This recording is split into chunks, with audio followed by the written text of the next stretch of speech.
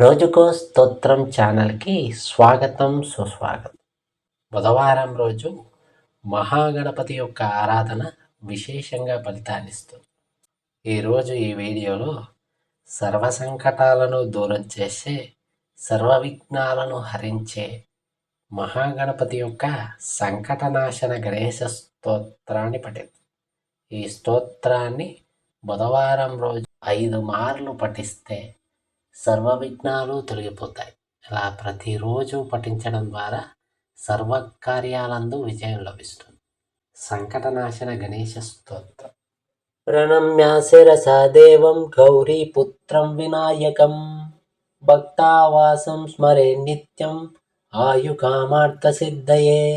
ప్రథమం వక్రతుండం చ ఏకదంతం ద్వితీయకం తృతీయం కృష్ణపింగాక్షం గజభక్తం చతుర్థకం లంబోదరం పంచమం చ షష్టం వికటమేవ చ సప్తమం విఘ్నరాజం చ ధూమ్రవర్ణం తదాష్టమం నవమం పాలచంద్రం చ దశమం తు వినాయకం ఏకాదశం గణపతిం ద్వాదశం తు గజాననం ద్వాదశైతాని నామాని త్రిసంధ్యం యః పఠేన్నర న చ విఘ్నభయం తస్య సర్వసిద్ధికరం ప్రభో.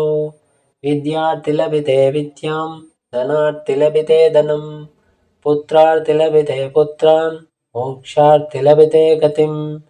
జపేద్ గణపతి స్తోత్రం షడ్భిమాసైర్బలం లభేత్ సంవత్సరేణ సిద్ధిం చ లభితే నాత్ర సంశయ.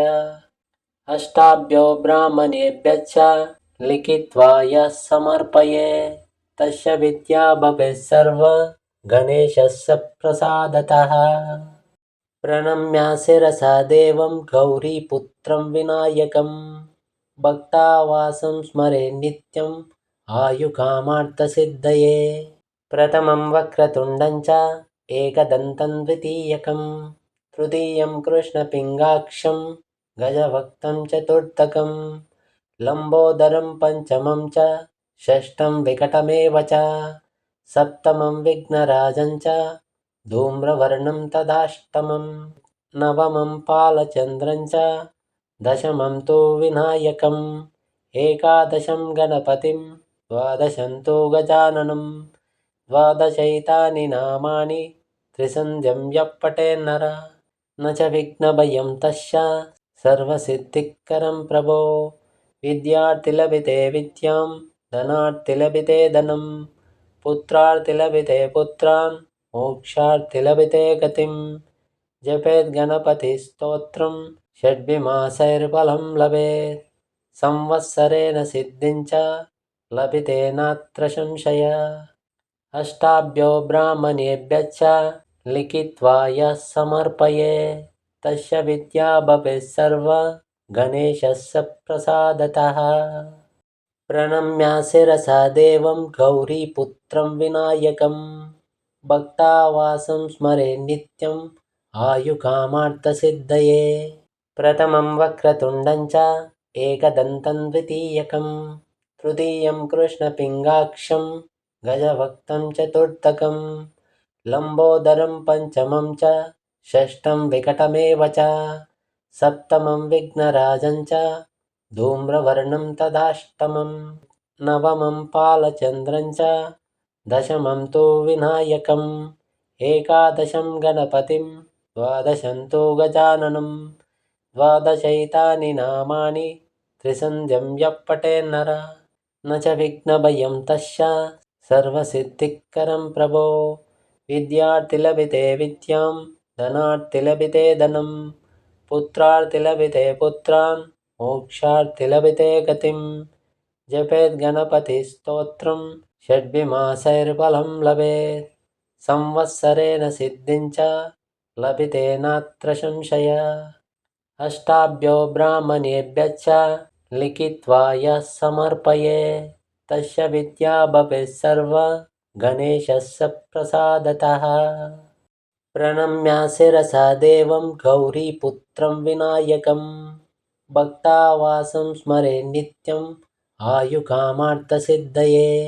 ప్రథమం వక్రతుండం చ ఏకదంతం ద్వితీయకం तृतीयं कृष्णपिङ्गाक्षं गजभक्तं चतुर्थकं लम्बोदरं पञ्चमं च षष्ठं विकटमेव च सप्तमं विघ्नराजं च धूम्रवर्णं तदाष्टमं नवमं पालचन्द्रं च दशमं तु विनायकम् एकादशं गणपतिं द्वादशं तु गजाननं द्वादशैतानि नामानि त्रिसन्ध्यं यः पठेन्नर न च विघ्नभयं तस्य सर्वसिद्धिकरं प्रभो विद्यार्थिलभिते विद्यां धनार्थिलभिते धनं पुत्रार्थिलभिते पुत्रान् मोक्षार्थिलभिते गतिं जपेद्गणपतिस्तोत्रं षड्भिमासैर्बलं लभेत् संवत्सरेण सिद्धिं च लभिते नात्र संशय अष्टाभ्यो ब्राह्मणेभ्यश्च लिखित्वा यः समर्पये तस्य विद्या भवेत् सर्वा गणेशस्य प्रसादतः प्रणम्य शिरसा देवं गौरीपुत्रं विनायकं भक्तावासं स्मरे नित्यम् आयुकामार्थसिद्धये प्रथमं वक्रतुण्डं च एकदन्तं द्वितीयकं तृतीयं कृष्णपिङ्गाक्षं गजभक्तं चतुर्थकं लम्बोदरं पञ्चमं च षष्ठं विकटमेव च सप्तमं विघ्नराजं च धूम्रवर्णं तदाष्टमं नवमं पालचन्द्रं च दशमं तु विनायकम् एकादशं गणपतिं द्वादशं तु गजाननं द्वादशैतानि नामानि त्रिसन्ध्यं यः पठेन्नर न च विघ्नभयं तस्य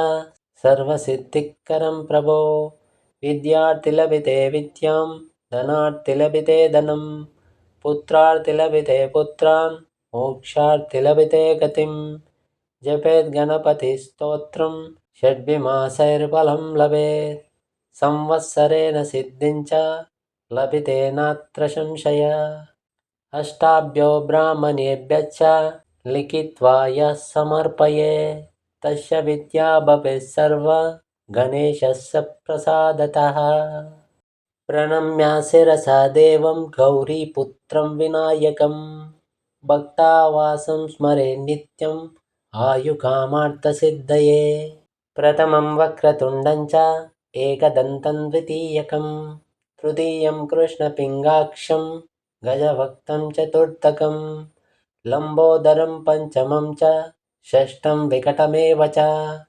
सप्तमं विघ्नराजं च धूम्रवर्णं तदाष्टमं नवमं पालचन्द्रं च दशमं तु विनायकम् एकादशं गणपतिं द्वादशं तु गजाननं द्वादशैतानि नामानि त्रिसन्ध्यं यः पठेन्नर न च विघ्नभयं तस्य सर्वसिद्धिकरं प्रभो विद्यार्थिलभिते विद्यां धनार्थिलभिते धनं पुत्रार्थिलभिते पुत्रान् मोक्षार्थिलभिते गतिं जपेद्गणपतिस्तोत्रं षड्भिमासैर्बलं लभेत् संवत्सरेण सिद्धिं च लभिते नात्र संशय अष्टाभ्यो ब्राह्मणेभ्यश्च लिखित्वा यः समर्पये तस्य विद्या भवेत् सर्वा गणेशस्य प्रसादतः